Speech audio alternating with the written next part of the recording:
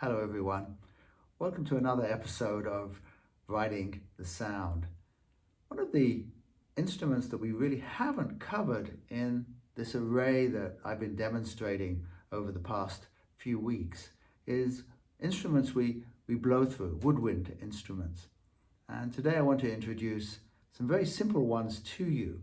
The ones I'm introducing, actually it's the same instrument, is the Native American flute.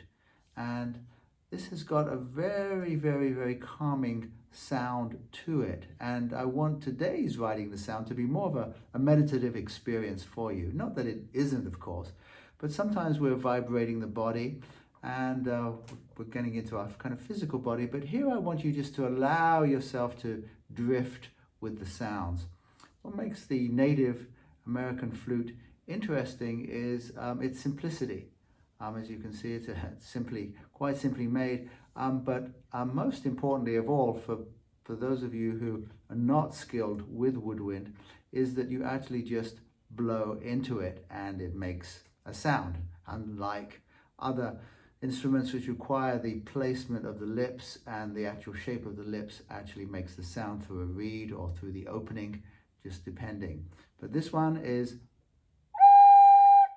just blow into it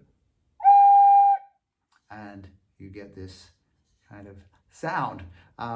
It'll be a little bit more meditative than that, but nonetheless, just wanted you to get a feel that I'm not doing anything very skillful here. And I'm going to be playing some very simple notes with the idea of you just getting into the sound of it rather than the melodic possibilities, which are many with this instrument. I also want to introduce you to the double flute. This is, if I can put down this other flute here for a moment.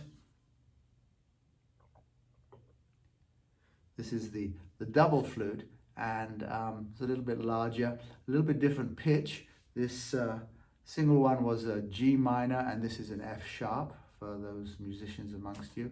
And the sound of it actually doesn't come through here, doesn't come through the foot as it's called, but actually comes through the opening here. So as I play this, then you'll hear the sound pretty easily, I think. I don't have to kind of go like this into your ears. So this is just an experience for you to see how it works for you to go along with the Native American flute. And as I said, just playing it very simply. See if you can ride the sound with it. So we ask for the highest and purest light from the highest and purest source to surround and fill each one of us and the space we're in at this time for the highest good. And as always, there's just plenty to put into the light. So we just place whatever comes forward for you into the light at this point. The pandemic, which really hasn't gone away. It's kind of just got a little bit quieter, thank God, for the moment. But in other countries, it's quite active. In Brazil, for example. So we ask that the light be sent to Brazil and Mexico as well as throughout the world. And also this social uprising in the United States. We place the light on all of that for the highest good. And we come into our hearts, as always. The loving is the most important thing we're doing here. And in many ways, you could look at all of these journeys as just a journey into loving, riding the sound into loving, just becoming resonant with the love that we are. And so we come into that heart center. I like to call it the Christ. I mean, it's not my idea, but I like to refer to it as the Christ. That's kind of more the energy field I like to be in. But by all means, whatever takes you into your heart, whatever your background is that resonates for you, please feel free to do that. And I always ask for the presence of the Lord Jesus Christ to be with us, guiding us, assisting us, blessing us, and protecting us.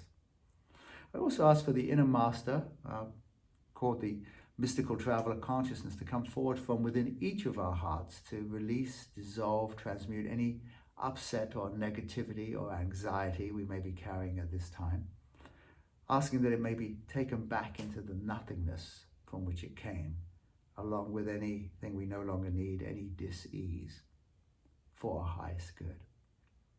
And then also, I'm here because of John Roger, my spiritual teacher, who passed away a few years ago, but still is very, very much present with me and with many, of course.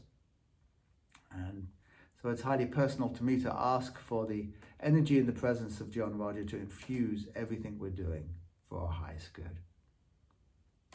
So with the energy field set, and with you setting your intention for this session, what would you like out of it? Is it just curiosity?